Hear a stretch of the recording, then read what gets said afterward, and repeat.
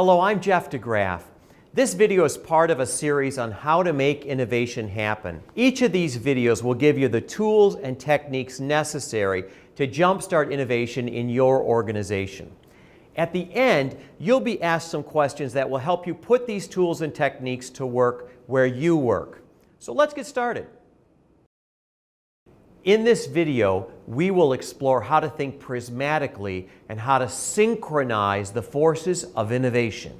The first thing we need to do to be great innovators is we need to develop an innovation mindset and an innovation language. This is the innovation genome. The innovation genome has three unique features to it.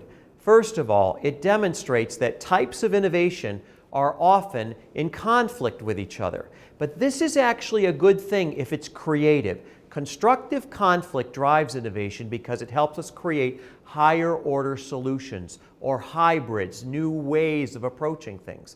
Two, it has an ability to gauge the speed and magnitude at which we want to innovate, or how much innovation and how fast do we need it. And three, it gives us a way to talk about the sequence of innovation. What should happen first and what should happen last, and everything in between. Now I want to start with the first and the most obvious form of innovation, the create form of innovation. The create form of innovation is the one that people most often associate with innovation because it's about doing new things. It's about being breakthrough or radical. It's about making that miracle drug, that incredible product that nobody thought was possible. And it's about speculating new markets or creating new markets. Now, along with the breakthrough also comes radical risk. So this is typically where we find startup companies, and the reason is startup companies cannot compete on scope or the range of products or scale or the size of the organization as opposed to an incumbent firm. Now, when we think about this green form of innovation, this create form of innovation, what holds them together is their vision of the future. So this is where you think about Steve Jobs and sort of imagining what's going to happen with handheld devices, or Walt Disney, where we think about what's going to happen with the world of entertainment.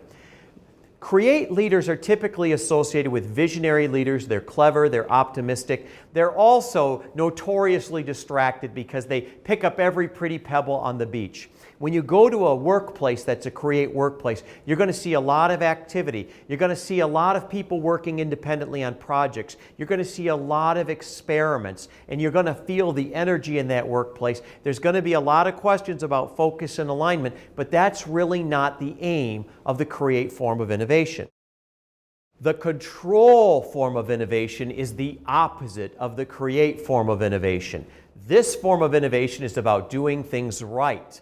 Where the create form of innovation is creating variation, creating deviance, this form of innovation is reducing variation and reducing deviance through the implementation of standards. Now, standards are used to create quality so we don't make mistakes, and standards are used to create efficiency so we do things more effective. We're almost always going to find this kind of innovation where three things are present. Number one, failure is not an option. If you bring that spacecraft back to Earth the wrong way, you perform the surgery the wrong way, bad things happen. Number two, it's almost always a scale business. So whether you're selling hamburgers or you're selling oil, you're selling a lot of it and it has to be replicable. And the third is it's almost always used where there's a lot of complexity. So if you're designing an aircraft that's going to fly for 50 years, we're going to have some ability to keep everything in order. So when we look at these kinds of leaders who are really associated with this control form of innovation, we're going to find a lot of process, a lot of 12-step processes, a lot of technology. These leaders are typically going to be pragmatic, scientific, by the book, use engineering techniques. There's going to be procedures for things. And the workplace is going to be highly standardized. There's going to be policies and procedures. There's going to be rules of how to do things. There's going to be a lot of roles and responsibilities.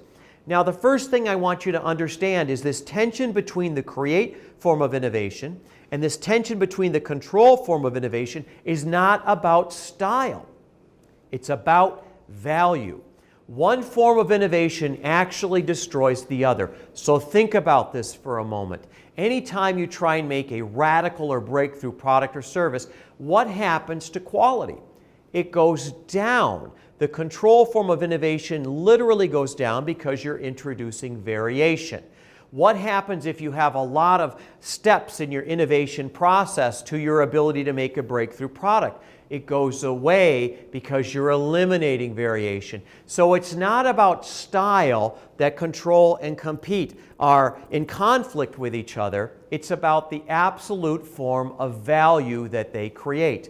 But remember, this form of conflict is actually good because it makes these forms of value produce new types of innovation, hybrid types of innovation. Let's move on and talk about the yellow quadrant, or the collaborate form of innovation. And this is doing things that last. So I want you to think about organizations that have been around for a long time that are really held together by their values. Maybe it's a university, maybe it's a not-for-profit, maybe it's a customer service organization or a professional service organization where individuals give you some wonderful advice.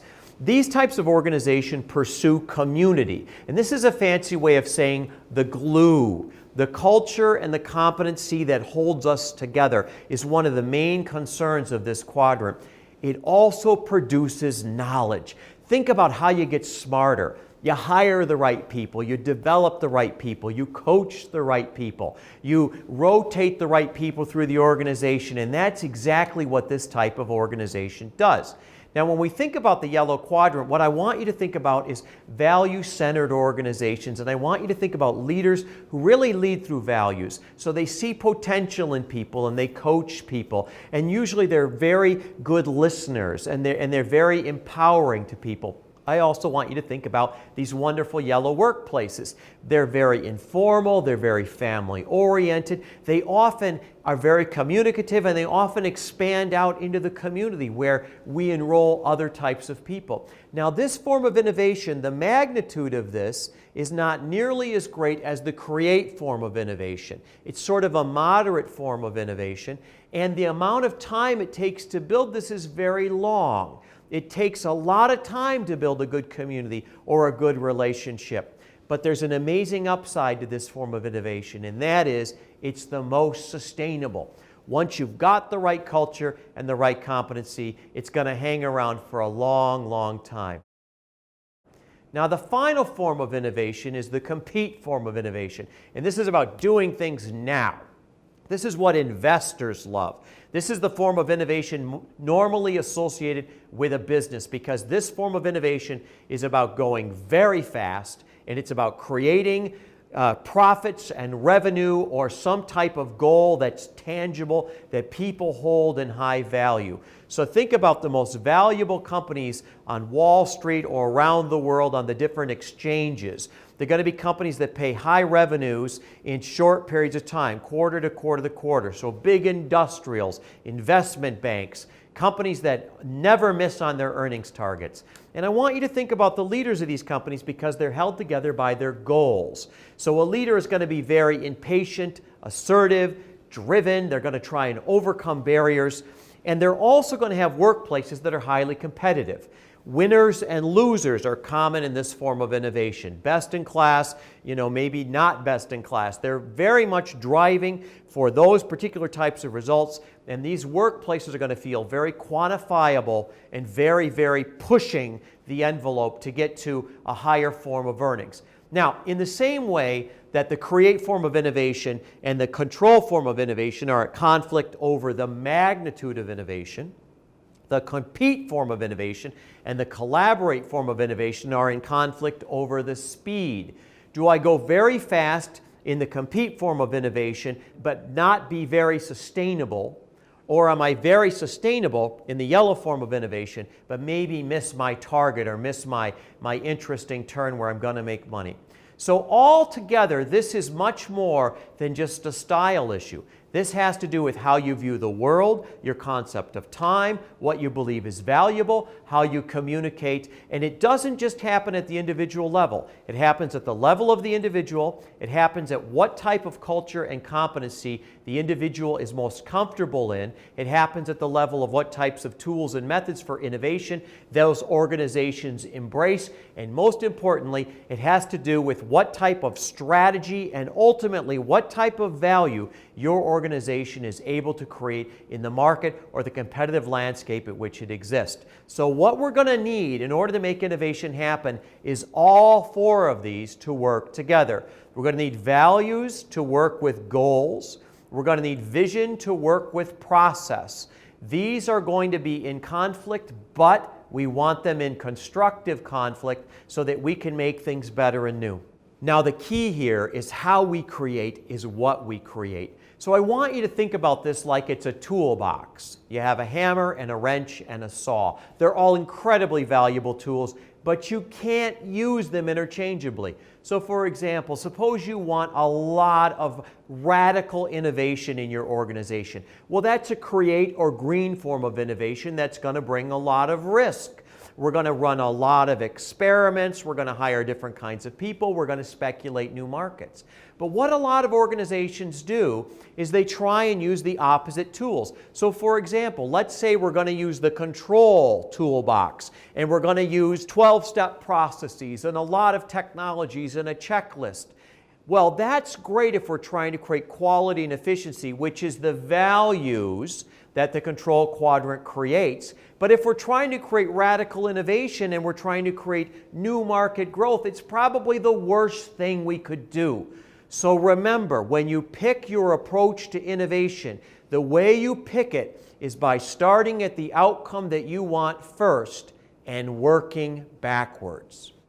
Now it's your turn to put these innovation methods to work where you work. Think about the innovation genome. What type is your strength? What type is your weakness? What type is your team's strength? What type is your team's weakness? What strength can you build on? What strength can your team build on?